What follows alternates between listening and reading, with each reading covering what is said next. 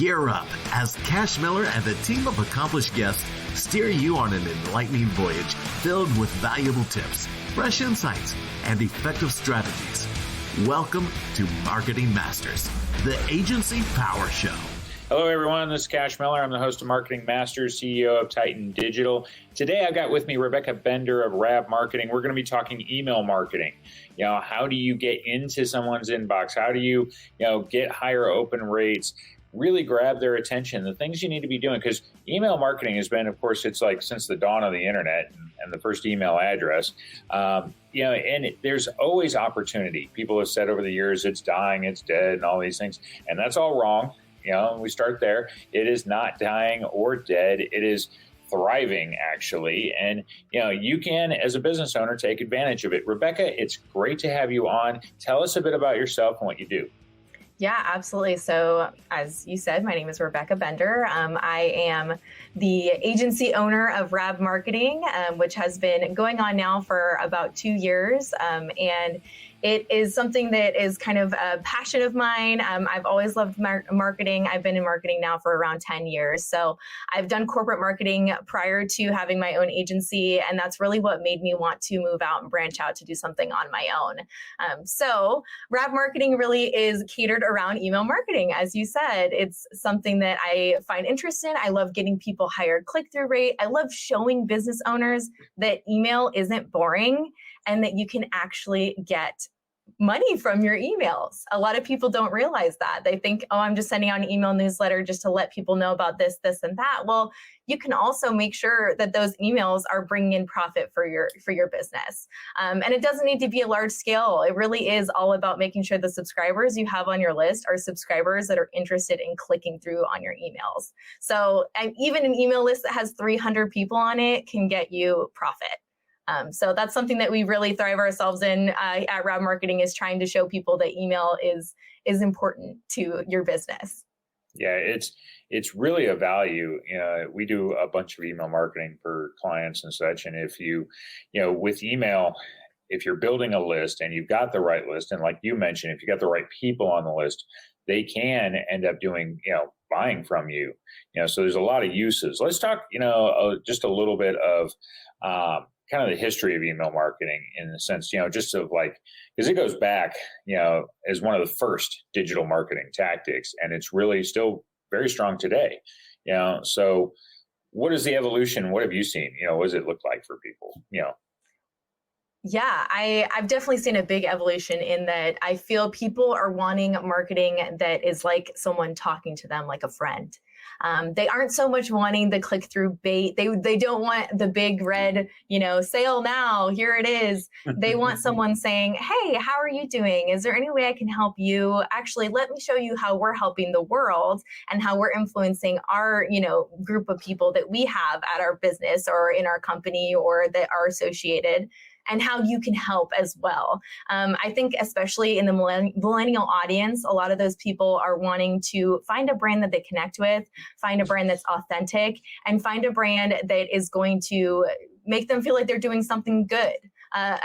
Make them feel like they're helping in some way to make the world a better place. And I think you can definitely do that through the way that you speak on your emails and through the branding that you use and the brand voice that you do on your emails. So, and that definitely correlates in sales. Yeah, I think, with email, what you mentioned, speaking to your customers and stuff, we often talk about, like, with social media, you're able to speak to your audiences and people that might buy from you. But with email, these are people that typically have bought from you, potentially, but at the very least, they've shown an actual interest, because they signed up, for that newsletter list. They got on the list, with the idea that they wanted to know more about what you do, how you, serve people, what products you might offer and such. And that's, it's really different because, when you're reaching out on social media, you have people that are interested, but you also have people that you're, not necessarily going to care. So it can really be a difference in the interaction, that you're going to have with people. When it comes to, because you mentioned like clickbait, okay? So let's start with, how do people really, or how do companies get people to engage with email? Without being kind of spammy and stuff, you send an email, a lot of people, we receive these things and it's like, hey, you know, we got this great offer or whatever. Like how do you set it up so you can engage with people without looking spammy? Yeah, a lot of it is storytelling. And making sure that it's something that people would actually want to read. Are they going to be engaged when they're looking at their email and actually want to click through to something? And a lot of that, really, you don't have to, put the promo code straight on there. You could say, hey, this is what we're doing this week. This is something that might interest you. They click through to your website and the promo code pops up on your website. It could even be that. So it doesn't necessarily have to be directly on the email with the promo code. I know a lot of people like to do that because it's right in your face, but sometimes telling the story actually will benefit and give you more sales than having that kind of a clickbaity email. Like I said, being able to be relatable, being able to have something that's interesting, a compelling story, maybe telling something about your company's story and your background and why you're passionate about what you do, or, something like that, definitely sees better results from what I've seen. Yeah. So the idea is tell your story, educate, consumers essentially about your brand, about the products you offer or the services and whatnot, and build a relationship using email over time. Right. And Cash, going off of that too, back to basic marketing techniques, the 7 points, they talk about later, 7 times people see you, that after that, then they'll decide that they want to purchase. And so why not have email be one of those points? Because people are constantly on their phone. They're obviously sitting at their desk, at their computers at work, and email is always there in the background. So having that as a point of contact where you're like, hey buddy, how you doing? I'm still here, reminding them that you're a part of their genome, a part of their knowledge of your company. It's really beneficial. Oh, let's talk brand voice for a minute in your emails and stuff. I've had conversations with people on how you're using social media to put out your brand voice and really kind of craft an image of who you are as a company and stuff. So how much can you do that in your email marketing and such to build up your own persona as a company, and like say how you talk to them and stuff, how can you leverage it? Yeah, I mean, I've done it a couple different ways, and it's interesting because I've definitely been a ghostwriter for CEOs of companies where it looks like they're directly talking to the person, but it's just me writing in the background. Yeah. But that's an example of using that brand voice and making sure that you are relatable, that you're a person behind the email. I think that's the big thing. There's a person behind the email and they are interested in reaching out to you.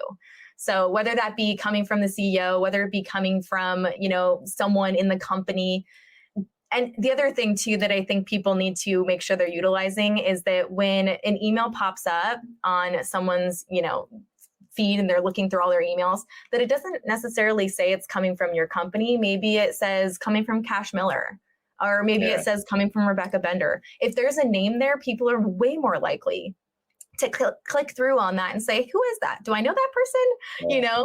So it's kind of a good way to increase your click-through rate by having an actual person sending it.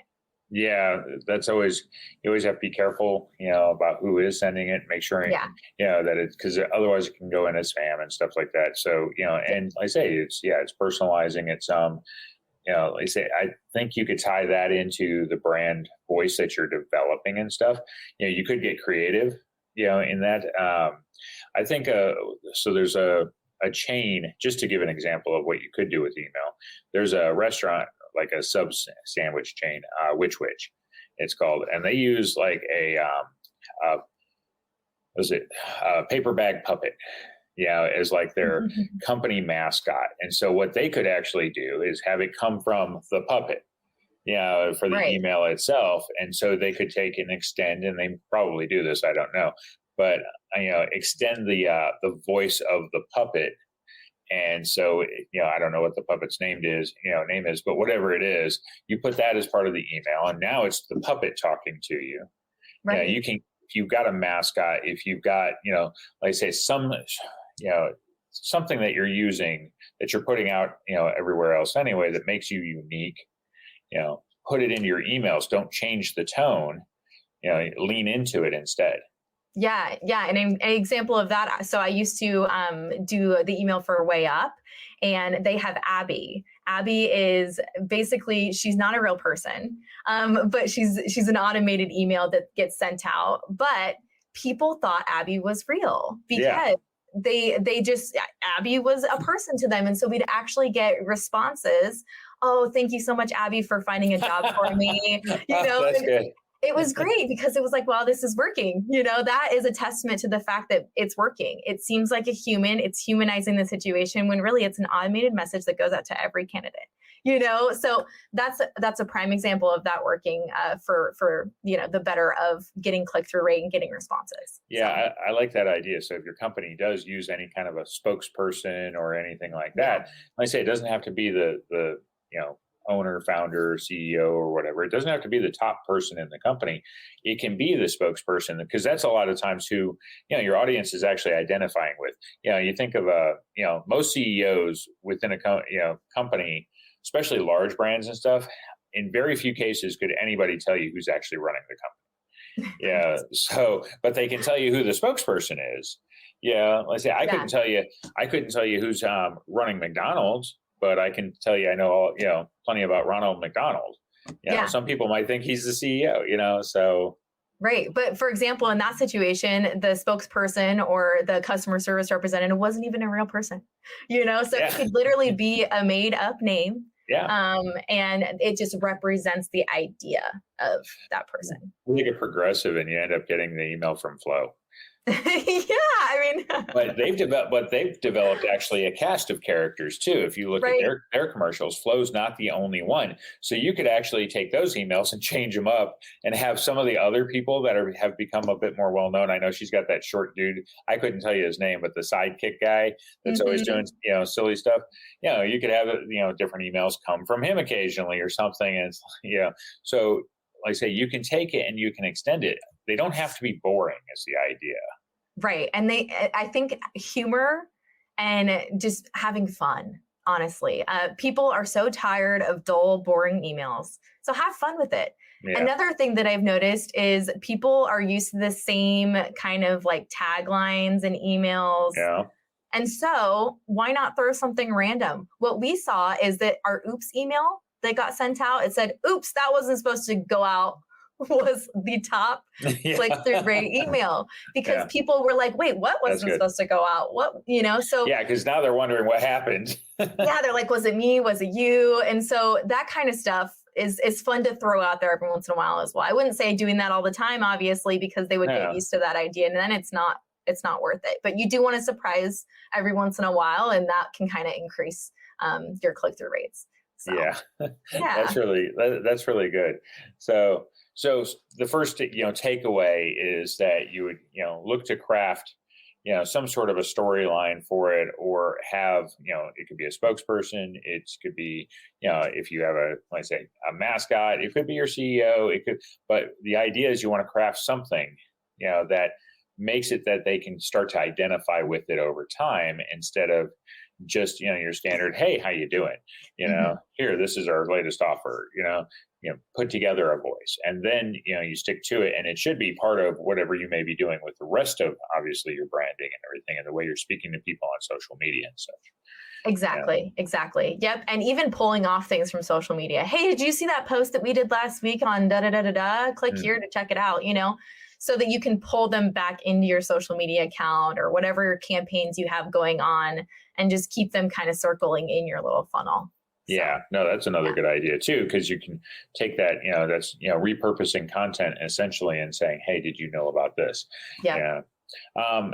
So how much is too much though? Let's say, let's talk frequency a minute, because, depending on the industries can vary and stuff, but what have you seen as being a good approach to the number of times you send an email? And also, does that change depending on audience groups and such? Yeah, it most definitely changes on audience groups. It also depends on, like you said, what kind of business you're running. So if, for example, I used to do emails for, they were looking for people that were looking for jobs. And so that kind of audience is going to want emails almost every day, because they're looking for jobs. They want the newest thing that's coming out. And so it really does depend on your niche. And then it also depends on kind of what the style of email is going to be, because if you're a podcaster, you might want to send out something every other day. And that might not be too much because your business is based off of communication and it's based off of writing and blogs. And so that might be something that works for you. Whereas if you're a service, or a product based kind of thing, that might not be what you need to do. It may be every 3 days you send out something, or maybe once a week you send out a newsletter, and you do promos scattered throughout. So it really is dependent. I would say if you feel like your audience is unsubscribing at a rapid rate, you're probably sending too much.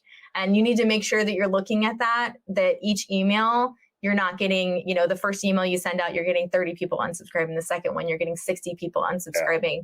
That's going to tell you that your emails aren't working, and that your audience isn't the right audience, and that maybe you need to slow down the amount of emails you're sending out. So that's really a big factor. Yeah. Also watch your click-through rates too, or your open rates, your open rates. Yeah. Watch the open rates, because if you see that as you send more, the open rates are dropping, right.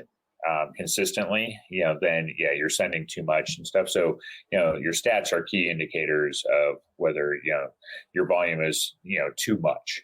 Right.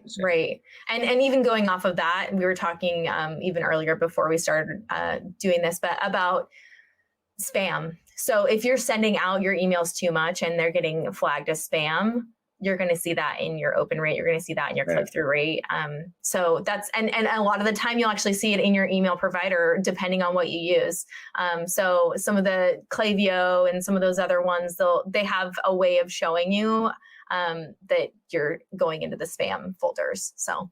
Yeah. One thing to watch, because of, I've seen this through stuff I've received, is if people are not interacting, so they're not opening your emails, eventually it can end up either like Office 365 has a clutter box versus a junk box. So you have two different ones that you can end up in. And if the people are not interacting, eventually it can end up in the clutter.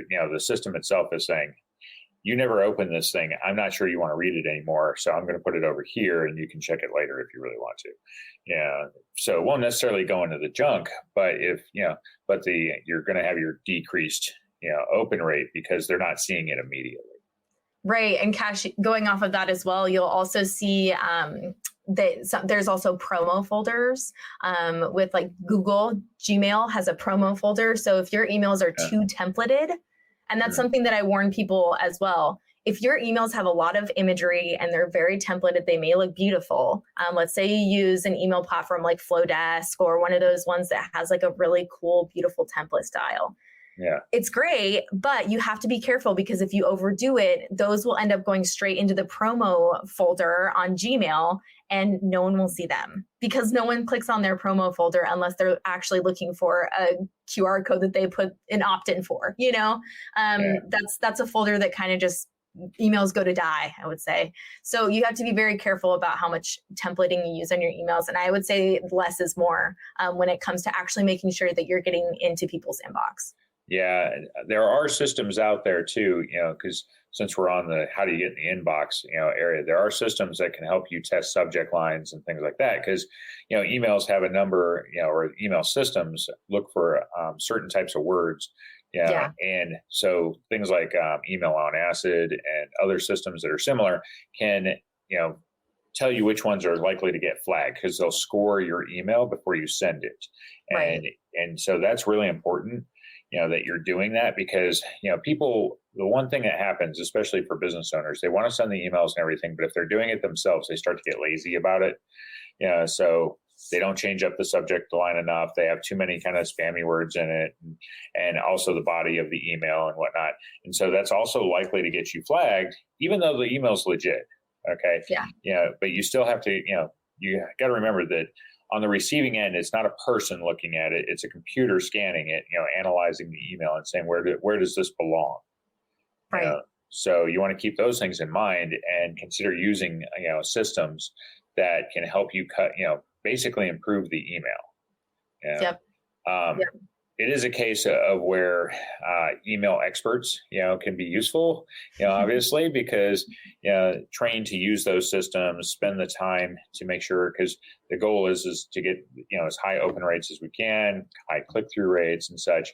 And let's say business owners often don't have the time or the knowledge necessarily to go in deep. So you want to consider that if you're looking at it to do it for yourself, you want to make sure you're educated if you intend to go that route. Right. Well, and the other thing too is just the littlest details can cause issues with email deliverability. And that's something that I, over the time of learning email, have seen with many business owners. They get super excited about, I'm going to go into ConvertKit and I'm going to create this funnel and I'm going to send out these emails. And, and so then when I finally get my hands into the stuff and I look at everything that they've done, I realize simplest thing, they didn't authenticate the account or, and that is causing everything that they've sent out for the past 6 months to go to spam, but it's something that someone like me who's been doing email for almost 10 years now, I'm able to immediately get in that account, authenticate it, figure it out, and we can start getting some emails into the inbox rather than spam. So it saves them a lot of time and pain that trying to figure out why that's happening, because it's something that I'm, well-versed in and know my background in. So yeah, it's definitely worth the time if you want to set up a good funnel for your business to find an email marketer. Yeah, like I said, because the other thing that people don't realize too is sender reputation and stuff. Because your domain could have issues over time. You can end up like we might register a different domain to be able to build up a reputation score for it, but not necessarily go from our normal one. A lot of companies do that; they'll have something separate, because you have company emails, you have people with actual email addresses. So a lot of times newsletter address, emails should be like separate, for whatever you're sending, because like I say, the systems are also looking at those. So you have those scores that go on and you can end up getting, specific email addresses can get blacklisted and such. So there's a number of reasons that you can essentially end in the junk box or the spam folder. And you want to be able to consider, all of them. Let's talk metrics and stuff. What are the most important things that they should be, business owners and whatnot? What are the things that really matter the most, when it comes to emails? Yeah, I mean, we talked a bit about subject lines, A/B testing. All of that is really, in order to A/B test, you need to know your numbers. You need to know, are people opening? What are they clicking on? What links do they like the best? What CTA button is working the best? And it could be something as simple as using a CTA button at the top of your email rather than at the bottom of your email, that would change a metric completely and allow you to get more click-throughs to where you want it to be. So, I mean, click-through rate, like I said, opening up, making sure they're actually opening it. If you do have a CRM system or a system that allows you to see the hotspots of where they're looking at in the email, that's really great. And there's a lot of things to look at, and a lot of different systems that allow you to do different things. But for the most part, just making sure that they're clicking through, right? Because you want to get them through to that offer. Yeah. So that's really big.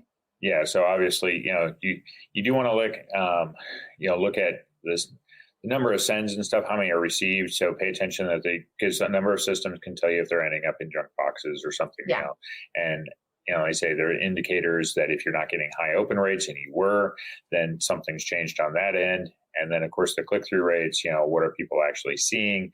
Email statistics tend to be a little bit more simplified than some other areas, but they're really like highly important that, you are looking at these, stats and such and knowing, because part of it is, like I say, looking for, check the trends, have things changed over time. You got a high open rate and suddenly you're not, what has been the difference? Sometimes it's things out of, somewhat out of your control that you can work on, but might take a little bit, but it wasn't something you specifically did. It could be failure to do stuff. When I say it, because you didn't change anything. So that's a real consideration too. Let's talk about lists themselves. So what are some of the best practices of getting lists? Because people have taken so many different approaches, and I know I get tons of emails I never signed up for. Yeah. I mean, I've worked with a lot of different businesses on email, and I've seen a lot of different people try to do different things to hack their way into getting subscribers. really the truth of the matter is, if you want a good open rate and you want people that are interested in being on your list, they need to have opted in. And I know that's hard to hear because we want to get this big list and we want it quick and we want it now. But your open rates are going to struggle. I've seen a lot of people, like I said, I've worked at businesses that they go and they buy all these different lists online because that's what they were told to do, is to grow their email. And their open rate stays around 10%. And then they call me in and they're like, how come I can't get my open rate higher than 10%? What is happening here? And I'm like, well, the majority of the people on your list are not interested in your emails. They did not sign up for your emails. Yeah. You bought them. So they are literally just clogging up your potentially the good 10% that are wanting to open your emails. It's making those statistics look bad for you. Yeah. And it's making it harder to reach that 10% that really wants to hear from you. So I tell people opt-ins, doing any kind of lead magnets, whether it be on your website, whether it be on your Instagram, Facebook page. And what I mean by lead magnet is essentially a page that would lead people to putting their name and email in. So whether that be for like a free book download or a template or something that gives them value that they would want to sign up for. And you can definitely lead them over to just signing up for your newsletter if you're a podcaster or someone that creates content. But if you're a product-based industry, generally giving some kind of freebie is what gets people onto an email list the easiest. So that's what I would recommend. I would have a opt-in, and not just one. I would say like 4 or 5, as many as you can get, test them against each other, see which ones work best, and then really go with the ones that work best. Yeah, definitely test multiple, paths. Yeah. As an agency, we have a standing policy that if we think you bought the list, we won't do your email marketing. There you go. Yeah. Because certain systems, for one, depending on who, if you load that list up, those systems are going to ask where you got them. Okay. Which is, fairly standard thing. But if you, end up with this horrible, because, you send out a bunch of emails to all the people on the list and a bunch of them mark, never signed up for it, spam, whatever, it'll destroy the reputation. And then the system itself, whatever company, they're going to question you and potentially kick you off the system. We use, as a company, Emma, for all the email marketing, and we have an agency account and stuff with them. And they'll ban all of our stuff if we go do that. Yep. Is like their policy. So, and we're not going to risk, doing our, the emails for all the other clients we do because you gave us a bad list. So we're going to question where you got it. Before we're going to be willing to use it, because we're not risking our reputation, as, with the, providers we have to use, So that's another, consideration. Don't buy lists. Okay. No. There's plenty of ways that, you could do a freebie, you could do social media, you could sponsor something on social media and then trade, a download or, whatever you may do, want to do for that email address so you can, get them to actually opt in. There's plenty of strategies for opt-ins. Right. Yeah. I 100% agree. It's, as far as opt-ins, it's, like you said, there's lots of different strategies. A/B test them, see what works best, and then really put your all behind them. And if that means paying for some ads, pay for ads for people to get free things, you're actually paying for someone to come onto your email list in that way. So maybe instead of taking the budget that you would have bought a list, put it towards ads that have opt-ins connected to them. So that's what I would recommend. Yeah, like I say, you can go that route. And a number of people do that. They pay for the ads. If you're willing to pay for the list, why aren't you willing to pay for the ad? Exactly. Yeah. So, and you're going to get a much cleaner list anyway of people that actually, are interested, or they wouldn't have signed up for anything anyway. Yep. If you are a business owner trying to get started, so you have no list and you want to be able to, you've got a product that you sell or whatnot, like something that you could buy online, what would you advise for them to get started? So what's that marketing plan? I want to do email. What are the steps I got to take? I am starting from scratch. What would you advise? Yeah, big thing is getting people to your website. And the minute that they get on your website, put a pop-up on your front page of your website. And have that pop-up say, a free, something freebie, whether that be a book or whether that be a discount or whatever it is. have their name and email. Once they put that in, they will then be sent an email from your email provider with that information. And you now have captured all of that. So I would say first steps first, go onto your website, make sure you have pop-ups that allow that. Don't make it junky. Don't do too many. Really give them one option, comes up right when they come onto the web page, probably like 10 seconds after they sign on. And that's it. You don't want to overdo it. You don't want people to get upset because they can't use your website because things are popping up left and right.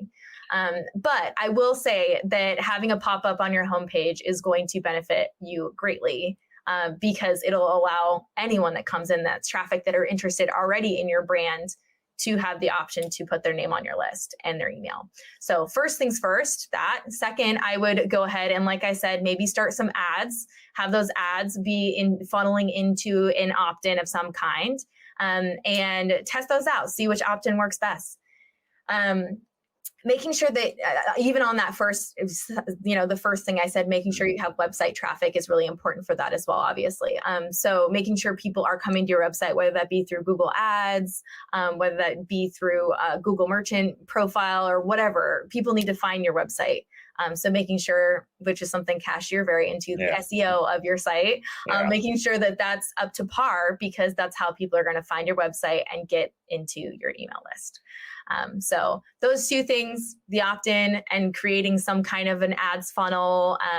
And then the other one would be putting it all over, putting it on your Instagram and posting about it, getting people to get into that opt-in page however you can from social media. Yeah, social media ads can be effective in that because they're cost effective. They're really, it can be still really cheap to run to get people to opt in. So at what point would you advise a company, because if you're starting from scratch, it takes time to build up that list. So is there a number that says, okay, once I hit here, this is when I would start, doing my emails? Because initially you could be doing them for 10 people, and so and it's the same amount of work, whether it's 10 people or 1,000 people. Well, the truth of the matter is, once you get a welcome series going, it's a funnel that can continue with whoever signs on. So it doesn't matter if there's 10 people in that funnel. It doesn't matter if there's 60 people in that funnel. Once you get that welcome series set up, it'll just run itself. And they'll come into that first email. It'll say, hey, thanks for signing up. Here's some more info about us. Here's about our, CEO, blah, blah, blah. I would say 6 emails in that welcome series. If you just start out, sit down over a weekend, hash out those 6 emails, put them into your funnel, and then you're good to go. It doesn't matter how many people are it'll just continue to grow, and they'll keep getting those emails. You won't have to click and send every week. It'll just happen. Yeah. So do the funnel, and then you can pick up individual emails, because by the time you get to the point of 6 or whatever number you got being completed, well, then you should have some sort of an audience built up to start receiving other emails. Yep. And then you can do a newsletter. Once you get to that point, you can do a weekly newsletter, but those welcome funnels are just going to sit and continue to work for you. Yeah. Cool. Well, Rebecca, this has been great. How would people get a hold of you if they want your email marketing expertise? Absolutely. So you can reach out to me at my website, which is www.rabmarketing.info. You can also reach out to me at rbender@rabmarketing.info, and I will assist you with anything that you need with email marketing. Okay, well, this has been another great episode. I'm Cash Miller, host of Marketing Masters, CEO of Titan Digital. We've been talking email marketing and what you can do to build the list up and then be able to send those emails, how you can use them to craft your story, connect with your audience, send them things that are relevant and keep high open rates and turn it ultimately into sales. So thank you for joining us. We'll see you on the next episode. Thank you.